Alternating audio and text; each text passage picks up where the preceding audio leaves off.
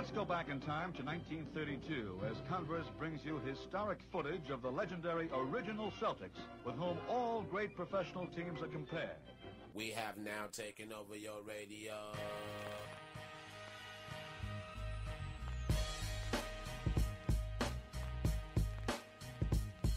Richie Guerin is about to show you the most important step in getting past a man. It's the first one. And Oscar will inbound it. The men in green, the Milwaukee Bucks, that's Al Cinders against Bellamy. Anderson has Jordan. Allen shakes free, gets two! Gilmore on it. Stop! Brother. Lead Toledo artist, you get 21. 4:28 to go in the first quarter for the Cow Palace. Here's Barry. Jordan, open, Chicago with the lead! Hello, and welcome to the Over and Back Classic NBA podcast. I am Jason Mann, and with me as always is Rich Craich. Rich, great to be back with you. Absolutely. We're in full-fledged playoff mode here. We are. And we finally got it was kind of worrisome. I mean, we had sort of talked about, man, this has really not been a good playoff series or, good playoff season. But boy, did we get one. And we had to amend a list almost immediately. So we finished an episode, we posted it. And then a few days later, someone said, hey, by the way, you need to add this new game. And we agree. So that's what this is going to be. Yeah, I mean, pretty much possibly very likely the greatest first round game 7 of all time. Maybe probably on the short list of greatest of all time happened a few days ago. The Spurs and the Clippers in Game 7, the 2015 first round, just, classic series all along. But this wasn't the only reason why we wanted to do this, because there's a few in our last show we did we picked our top 7 Game 7s of the first and second rounds, and it turns out there were a couple that we didn't mention that were important. A couple of them were copy and paste errors on my part. One was a scoring margin that was just a little bit high, so it was a little bit off my radar. But when we look back, we decided, okay, yeah, this still needs to go, even though it didn't quite fit the initial list. So we're right, and we asked for people to help us out too, and there were a few people that said, "Oh my God, you missed blank," and it's like, "Oh yeah. we did." It's a matter of it. I mean, we tried to pick as many as possible. We sort of had an approach that we used, and some things slipped through the cracks. Like one of the series we're going to talk about. Yeah, I mean, the scoring margin doesn't indicate that it was like an unbelievably great game, but it absolutely was. It just so happened that at the end, it kind of had some distance. So that's what this is for, and that's going to happen. And we're glad that people gave us feedback and stuff. That means they're actually listening. So that's cool. Exactly. We're not just talking to ourselves, which I don't mind talking to you. It's fine, but it's good that other people listen nice too. So right. I have no problem doing this. Once a week, just shooting the shit with you. That's fine. I'll do that. Cool. Hey. Why don't we release these things? Screw it. Let's just do our own thing. Yeah. Hi, how are you, Jason? Celebration of friendship. How's the daughter? How's your daughter? She's good. She's great. What were her thoughts on Spurs Clippers? She didn't have them. She was at her grandma's visiting, so I got a chance to be alone by myself with my own thoughts, and just trying to watch some basketball, no interruptions. It was. I love my daughter very much, but it's nice to have basketball all to yourself. Yeah, when the dogs are away for the weekend or whatever, visiting and stuff. Yeah, I live vicariously through dogs. It's the same thing where it's like, oh, good, I can watch wrestling and actually focus this time without every 10 minutes being like, oh, all right, what are you doing? Come on, hey, come over here, shut up, stop. So it is very good. So all right, so we'll have her watch it and have her come back next week for her thoughts. Okay, well, we will do that. I would love to hear what she thinks. Absolutely. I will have my girlfriend watch it, and then your daughter, and then they host the next show. All right, we'll they break it down in glaring details. I'm sure that will work out very well. I think I think your daughter's probably going to like it better than, or actually enjoy watching it more than my girlfriend. Oh, she's not a basketball fan? I should say fiance. I'm kind of being that's right. Fiance, but she's not a basketball fan then? Oh, God, she hates it. Oh, okay. I didn't realize that. So that's rough. Well, to be fair, every time she watches it, and this game was interesting because we were watching this together. Every time she watched, for some reason, the game turns into overtime. Like, if she's there, it's going to be over. Because it's usually like, when is this game going to be over? And I'm like, oh, it's like 10 minutes or whatever. And I say that, and it's, 2 minutes left in the game or whatever. And I'm like, yeah, it's going to be 10 minutes. I'm being realistic. I'm not doing the old, like, oh, it'll be over in 2:15 or whatever. Like, that never happens. So I did that. And every time I do that, it goes to overtime. And then this particular time, it's like, in this game, it's neck and neck. It's back and forth. It's tied with, however many seconds left. And she's just looking at me because we're supposed to go somewhere or do something. I'm like, no, I like, we'll see. And then Chris Paul hit the shot, and I was like, okay, good. I'm off the hook. So thank you, Chris Paul. Yes. But Thank you for many things, but yes, thank you for not. The best was when we had to go somewhere, and there was that Bulls Brooklyn Nets like 3 overtime game, and I'm like, okay, these never happen. I was like, this thing is not going to double OT, and it goes double OT. And I'm like, there's no way it's going to go to 3 overtimes, Michelle. That never happens. Whoops. So that ruined her because that was pretty early in the relationship. I think that makes sense. That was kind of like is this what basketball is? I'm like, no, I swear. Just a second, Jack. Oh no, what do you want? See? See, uninterrupted dog. He just wants to be petted, so that's fine. Mine is wrestling on my leg. Yes. So he misses Alyssa very much, or he misses Alyssa very much. So she's been gone for almost a week. So. Oh wow. Okay. Yeah. Well, you're an empty nester all the way. Yeah, then. I know. Yeah, I'm going to San Francisco with her. In a couple of days. But anyway, so back to the show. Have you bought your Warriors playoff tickets yet? Yeah, I think I'm gonna be priced. It's out of the budget. Yeah, okay, all right. Happen, so. Fair enough.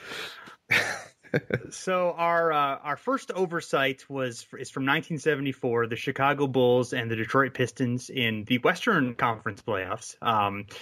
And it was 96-94. The Pistons were led by Bob Lanier, Dave Bing, and the immortal Stu Lantz, who I'd never heard of before and didn't really necessarily have that much of a memorable career, but he was the leading scorer for the Pistons in this game. Yeah. That's the line a lot. 12 free throw attempts, made 11 of them. So that'll do it. That'll get you some points too. And the Bulls, led by Chet Walker, Bob Love, and Clifford Ray. And there is no video of this game, and there's not really that much written about it that I could find. But there is there's a book called The Detroit Pistons: More Than 4 Decades of Motor City Memories. And there's an excerpt from it that basically Jerry Sloan was out for the game for a foot injury, and Chet Walker ended up hitting a head fake 10-footer with 3 seconds left to put the Bulls up ahead 96-94. And then after timeout, Dave Bing's inbounds pass was tipped by Dennis Autry, and then and leading to the Pistons to lose the series. So this was like, we're going to, I think, get into this more in later shows. Kind of, we have a summer project coming up. We're going to be talking about the top 50 players ever. And this, I think this relates to that only in somewhat, is that the Dave Bing, Bob Lanier Pistons were rarely good. This is really the season where they like kind of made the playoffs during that entire time. They had one weird year where they won like 50 games and didn't make it, or 49 games maybe didn't make it. But for the most part, they were not a good team, but they were this year. And of course, we've mentioned the 70s Bulls before as kind of one of those, really good teams that, just ran into, Bucks and Lakers and so forth in a tough Western Conference in the early 70s.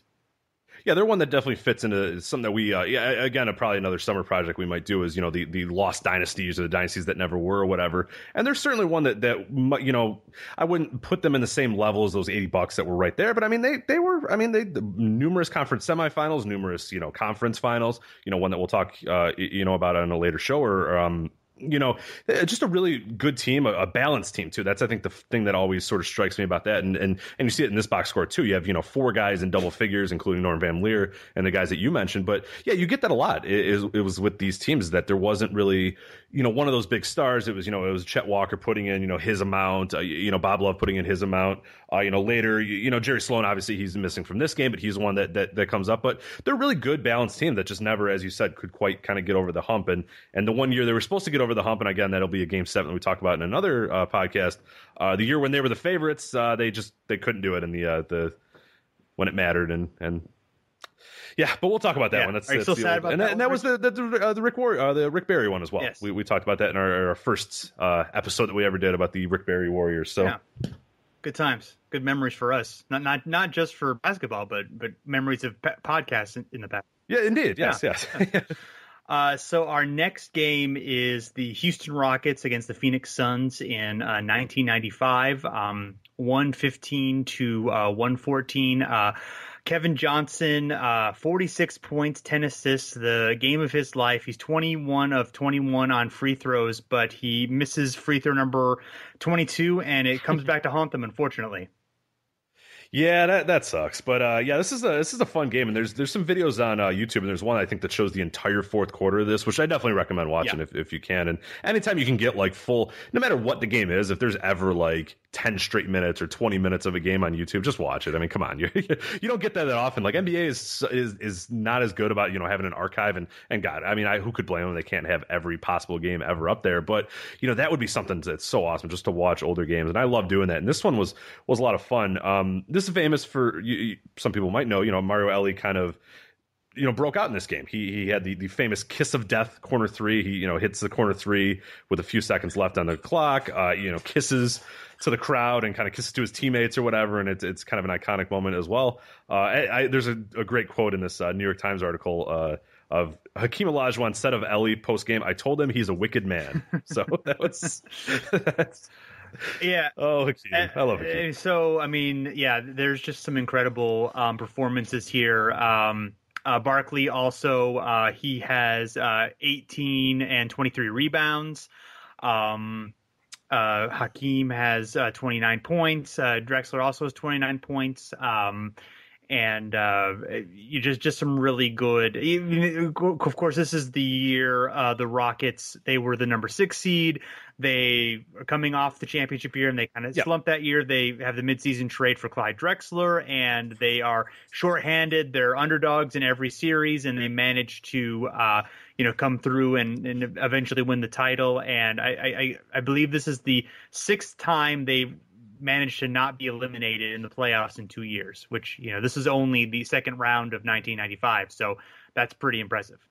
Yeah, absolutely. Yeah, they had a tough run for most of these. And another interesting thing about this game as well, this is from the same New York Times article, and I think we've maybe made references to this as well, but this was essentially everybody kind of assumed Charles Barkley's swan song, and all the quotes are talking about he's done. Here's an excerpt, and this is actually the lead of the story is his left knee creaks, his outside shot is flat, and his Phoenix Suns revolve around someone else. So Barkley announced late this afternoon that his retirement is imminent. He said all of this before, annually in fact, but today he went so far as to call a post-game meeting to tell his teammates they can have his locker. I'm not saying this is 100% done, but I'll say more than likely I have played my last game. It's just time. I can't see my skills getting better. I can only see them getting worse. He was right about the last part, but it wasn't time. Yeah. He was right about the skills getting worse, not so much that it was time, but pretty interesting that this was kind of the imminent. And then he would say, "You know what? I want to go to that team. Yeah, that team's kind of cool." He did play one more year in Phoenix, and then and then he went to Houston, of course, and it didn't really work out. They were all kind of too old by then for it to. For them to, make a good run. I mean, they had some deep playoff runs. But yeah, this was, I guess, pretty much the end of, a Phoenix's window as a championship contender. They were 41-41 the next season. Paul Westphal only coached 33 games that year.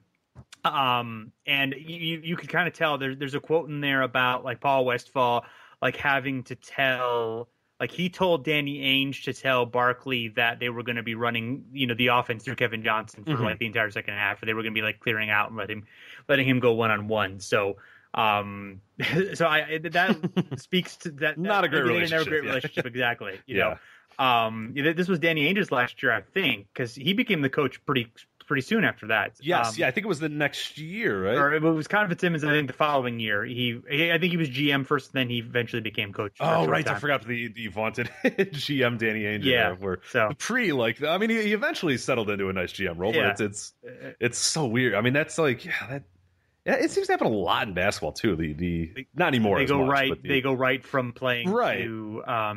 To being, whether it be coaching or and even like in baseball, there's a quick turnaround. Like right now, the majors are filled with ex-player coaches or whatever and managers, but it tends to sort of be like a 1 or 2 year thing, and maybe they have to kind of be a third base coach or be a bench coach or whatever. Whereas NBA, it's like no, you're good to go like right away. I mean, there's some guys obviously like a Cassell, like a Tyronn Lue or whatever, who are sort of biding their time, but it is pretty interesting how sometimes and especially in past eras, it would be like, you're done? Okay, how about being the GM of the team? Okay, like it's so weird. It's hard to think about, but it's the good old days. And this game is funny too. Ainge plays a big role in this. He 2.1 seconds left. He's attempting to miss a free throw. But actually, it was kind of an interesting strategy. I thought I want to mention this as well. As the Rockets were up by 3, they had a nice 3-point lead. And what they kept doing, which is a great strategy that a lot of teams just don't employ all that much, and it seems to burn them a lot, is they were up by 3. So what they did, they just didn't let the Suns take a shot. They just fouled them immediately and said, hey, take 2. Yeah. If you want to miss one on purpose, and try to do it that way. But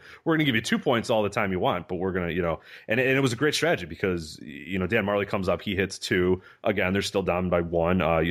The Rockets come back, they score again, or they get some free throws, and then Danny Ainge comes up and he's down, with 3 points down, makes the first one, attempts to miss the second, and in true form of any time NBA players try to miss a free throw, he clangs it right off the backboard and it goes right in. Sure. So then they were able to steal the inbound attempt though. Danny Ainge grabs the inbound attempt and he heaves like a 30-footer, and it would have been awesome if he made it, but it was nowhere close. But it was really close. But yeah, I like that strategy, and some teams do that a lot, and then others don't. Others kind of go with the risk of, we'll see if they can make it 3, and it almost seems more times than not that happens. Yeah. Famously, Ray Allen is engaged in a lot of those where they don't follow him, and then he makes a 3, and then the end. Yes. AC Green's prediction, premature, I would have to say. A little, yes. After Game 4, he said he guaranteed victory, and to be fair, they were up, 3-1 in the series. Sure. So I'll let him do that. But I mean, not bad. I mean, he played the percentages there. I'll let him slide there. Yeah. But his quote in this New York Times piece is great. He says after Game 7, he said, "Well, I have no words today. It didn't happen. I've never experienced it before, so now I have something else to describe in my next book." So that's not the only thing that AC Green had ever experienced before. Whoa! Hey-o. Book topics. That's good. That's really good. Yeah. I hope people give that enough credit. That was nice. Yeah. That was a nice segue there. Thanks. So speaking of new experiences, we have the Dallas Mavericks beating the San Antonio Spurs in a playoff series. The Dirk Nowitzki Mavericks. Are you saying Dirk's a virgin? I'm not quite getting where you're going. No, here. I mean for the first time, Dirk is able to beat the Spurs. Got it. Okay, all right. Yeah. Sorry, had a little trouble. It's all right, Rich. You got to follow It's hard to keep up. I know. It's just rapid fire. This was kind of one that I missed. I missed the Rockets Suns one just because I forgot to put an asterisk next to it in my coding. But this was the I kind of forgotten about this series, and then the scoring margin. It's 119-111, but it's an overtime. But yeah, it really was. I mean, this is really. It doesn't reflect the game. Yeah, I mean, it's one of the great series of all time, and really a tremendous Game 7. I mean, 5 out of the 7 games in the series were decided in the last minute, including this one, which went to overtime. Dirk had 37 points and 15 rebounds. Duncan had 41 points and 15 rebounds. So just, incredible performances by the Stars and good supporting roles as well. Jason Terry at 27 points, Parker at 24, Ginobili at 23. So the guys you would expect all delivered, but delivered in a good way. In the fourth quarter, Jana Diop actually played really good defense against Duncan, basically kind of keeping him from making some close shots and really preventing the Spurs from being able to come back and win the game. Yeah, he actually had a really good game, Diop. And you see one of the famous highlights, too, is him, kind of tipping a rebound away from Duncan. Duncan keeps trying to get this rebound, and it goes on for like 30 seconds. Like tipping, not 30 seconds, but, it's just like this tip above Duncan's head, and Duncan just keeps trying to get it, and Diop just does not let it, it just does not let it go down, and it's a great, I mean, one of the big things, I think, in the key of this game as well, and if you watch the highlights, is that Dallas is getting contributions from a lot of guys. Obviously, led by Dirk, led by Jason Terry, as you mentioned. Josh Howard throws in 18 points. Jerry Stackhouse off the bench gets 13. Diop, as I mentioned, he had 7 points and 4 rebounds in just 10 minutes. So we had a really good production. Whereas the Spurs, surprisingly enough, it was the big three. It was Duncan, Parker, and Ginobili, and then nothing else. The bench did little to nothing. Like absolutely, as close to nothing as you can get. Robert Horry had 2 points off the bench, and that was it. That was their only bench contribution points wise. So that's very, very interesting there. And that was Pop just riding his 5 guys for almost 40 minutes for all those guys. Whereas as Dallas was able to have a much deeper bench and get a lot of guys in there, and it showed. They were able to kind of have especially in overtime, you saw that where the Spurs really, really looked like they were just blown out and just tired, that they just couldn't handle it anymore. Whereas, the Mavericks were fresh. So it's very interesting here. And this was a big game for Dirk, a big game for the Dallas Mavericks franchise, because it was beating the Spurs, it was getting the monkey off their back, and it was, getting to the next round of the playoffs, which was a big thing. And knowing that, hey, we don't have to beat the Spurs to get to the NBA Finals. We have to beat, the Suns or the Clippers. It ended up being the Suns, and they were able to do it. So it was a very interesting thing. But Dirk really needed that, especially because there was obviously questions about, Dirk's. Now it seems kind of silly because we sort of know, but in 2006 it wasn't. There was a guy who didn't play defense, didn't win big games. His teams didn't win all that much, where, he was able to finally do this. And after the game, in a quote, Mark Cuban comes up and he says, "Did you see that? It just ran out of my door. That monkey that's been on our back for so long, it's gone." Right. And, Yeah, I mean, because, the Mavericks were a little bit of like a clown show before this. I mean, they were just, they were the stereotypes of them just being, all offense and all defense, which was somewhat true and somewhat not true. But, and Dirk was this, guy who could shoot jumpers, but wasn't really willing to, do the dirty work as much, or that was at least the stereotype. And then, 05, 06, they started, they started changing their identity, and Dirk got stronger and started really, going to the basket even more, and just, being able to do more and, fulfilling his talent as he was, in his prime years, and just, playing an amazing way. And it's just sort of, it's not like entirely the same, but it is not entirely different, I think, from something like, Wilt finally overcoming Russell in 1967, or even Jordan, finally overcoming the Pistons. I mean, that kind of thing where, these, you finally, are able to, kind of overcome that obstacle, and you sort of get that, credibility, for lack of a better term, after you do that. And this, I guess, was the third time that two 60-win teams had met in a Game 7 in NBA history.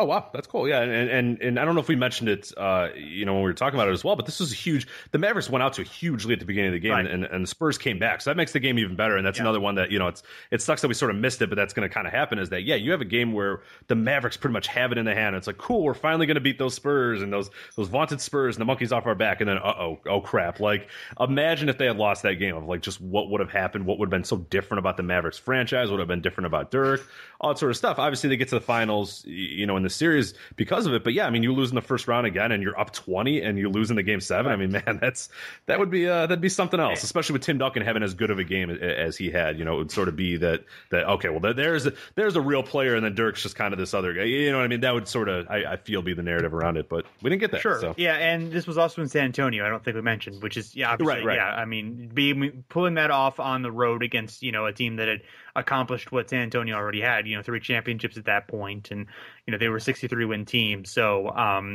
just great stuff. Great series. Yeah, and one of the best. As far as total series, it's up there. I mean, with 5 games that are that close, and the stakes that were there, it's definitely. And the stories too, and that's one of always the fun thing, and it's especially what we're going to talk about now. This year's series or whatever, the stories that you can get in a game, and if you can do that and just weave stories into that, it makes it all that much better than just being a great game. And that this was just a great game, but there was so many different storylines in here, and I think that segues perfectly into the Spurs Clippers from this year, which is just that when that game was over, man, I needed a cigarette. I don't smoke at all, but it was just like it felt. I don't know if you felt this way too. It felt like a really long game, but long in a good way. Yes. Like there felt like there was so many like roller coasters and so much ebb and flow, and like these people are the Spurs have the run, and now the Clippers have a run. Now the Spurs, and when it was over, it was like, man, that game was like 5 hours long, but it was, and in a good way, absolutely. It was like I didn't want it to end either. I wanted to just go on forever because there was just so much in there that was just incredible. Your fiance wanted it to end, but you did not want it. Yeah, she was ready for it to end. And I was like, you hit the shot, damn it! All right, let's go. Yeah. Fine, let's go eat. Yeah. So the Clippers won this game 111-109, and really, really gutsy performance by Chris Paul, who of course had a hamstring injury, but managed to have 27 points playing in 37 minutes. Blake Griffin, 24 points, 13 rebounds, 10 assists. Matt Barnes, contributing a lot as well. And Jamal Crawford, DeAndre Jordan. Actually, DeAndre didn't play all that well. I guess he did have 14 rebounds, but they just managed. Even though they are very much not a deep team, they managed to and they were of course missing Chris Paul for a decent amount of the game. They managed to somehow keep them into the game. And Blake's really I thought was really impressive here, and it's going to be kind of like overlooked because of just the story of Chris Paul overcoming that hamstring injury and hitting the game-winning shot with 1 second on the clock, which I guess is the first Game 7 that ever to win with a game-winning shot with 1 second or less on the clock, which is pretty amazing. Oh. Yeah, that's incredible. I mean, yeah, and yeah, that's yeah. You kind of think it would happen more, but I guess, in our research, especially with this, we're finding out, we kind of think of Game 7s as something but they don't really happen all that much. Like, it's hard to, it's really hard to find a lot of dramatic ones, but they're, with 1 second lead, just right at that last game winning shot. It just, it doesn't, there are game winning shots with 4 seconds or 11 seconds or whatever, but just with 1 second left, it's funny how that has never quite happened that way. Right. Duncan was great too. 27 and 11. At 39 years old, of course. It's just it's insane. Like it's just ridiculous what he can do at his age, and it's just anytime you think, oh, Duncan's sort of slowing down, or he's looking, and then you see games like this, and of course those games are few and far between as much. I shouldn't say as much, but man, he's still like that was just classic Duncan. And no, he's not what he was, and even that 2006 series that we just talked about. Man, he's still so good, and like he really does look like he can do it for like. Yeah, like you said, it's almost a decade ago, and like he's still like he just screams to me like a guy who even like he's 56 can probably still like put 12, probably get like 12 and 10, right? Like just doesn't run down the court, doesn't really care. Just I feel like he could do that. Like he should try that. He should just never retire. We'll see. Like, I loved, of course, the Chris Paul 3-pointer at the end of the third quarter, right after I'm sorry, I'm blanking. Doc Rivers' son. Yes, Austin. Yes, thank you. Austin Rivers hit the. He's easy to forget, or you want to forget. Dumb foul on Ginobili. Well, Ginobili just tricked him, but it was obviously very late, where he managed to get a really silly shooting foul when he's like behind half court and got the 3 foul shots. Only made 2, and then Chris Paul just grabs the rebound and just dribbles on back and just hit just guns a 3-point, probably like a 30-foot 3-pointer or whatever, and just banks right in at the end of quarter. Everyone's crazy. And it took what could have been what could have felt like a just a thing that gets you down. It just got the team and the crowd back up, and led to a great fourth quarter.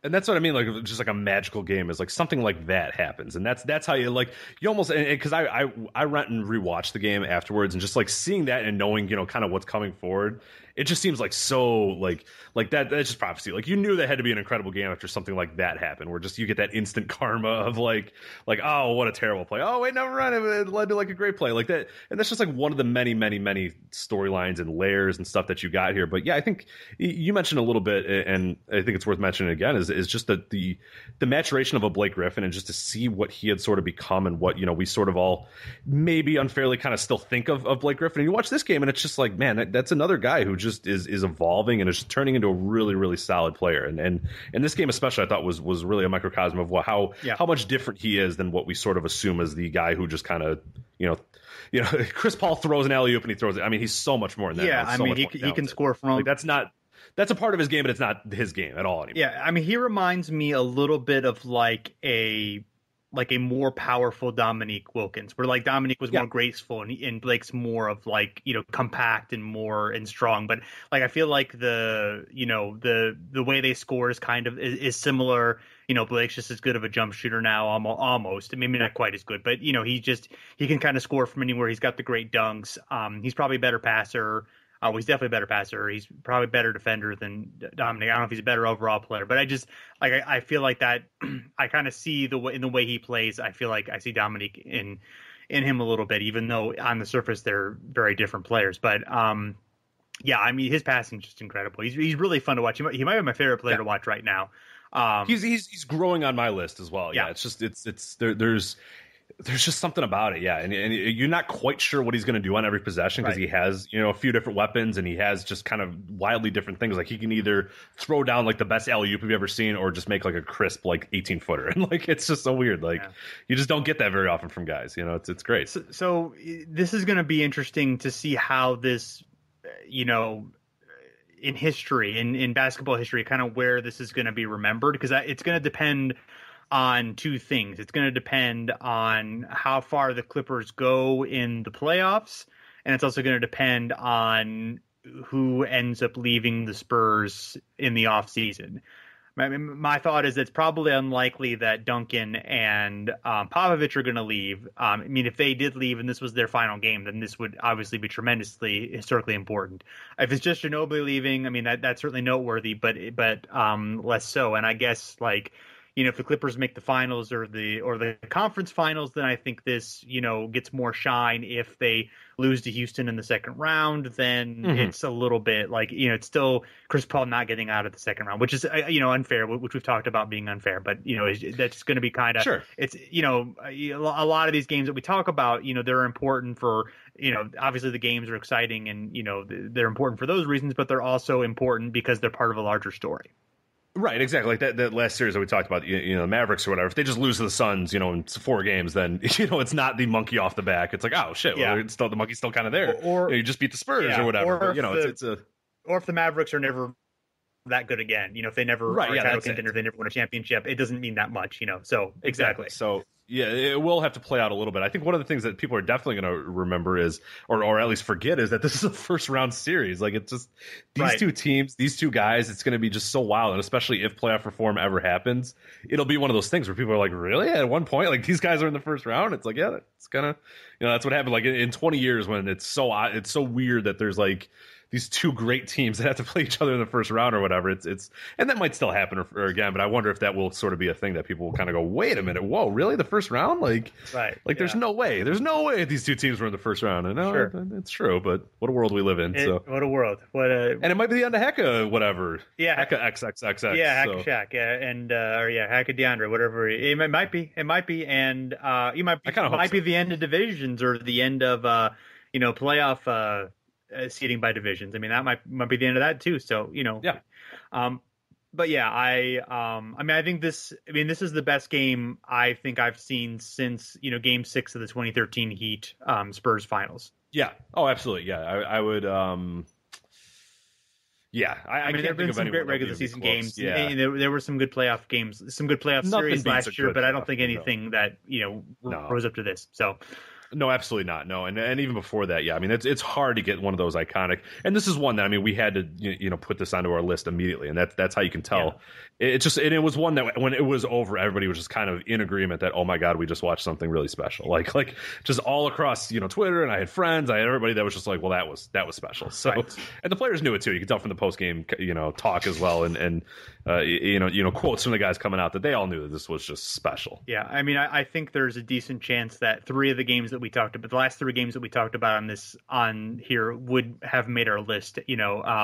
Had the one been played and had the 2 that we examined closely, because they are that great, and and they do have those noteworthy performances. But there's so many other great ones. It's obviously challenging to make that decision. So that's why we did 2 shows. Exactly, and there it is. So, all right, everyone. Do you have anything else, Rich? That is it for me. All right. Everyone can, of course, check out the Over and Back NBA podcast at thepodiumgame.com. We're part of the Hardwood Paroxysm Basketball Network, which you can find on iTunes. We would love a rating and review if you want to give that to us. You can find us also at Facebook at Over and Back NBA, and also Twitter at Over and Back NBA. We would love any feedback you want to give us. Constructive criticism is fine too, but we like nice things. So, and that's about it. Rich, great to do another show with you. Absolutely. All right, and we'll be back with some more Game 7 talk pretty soon.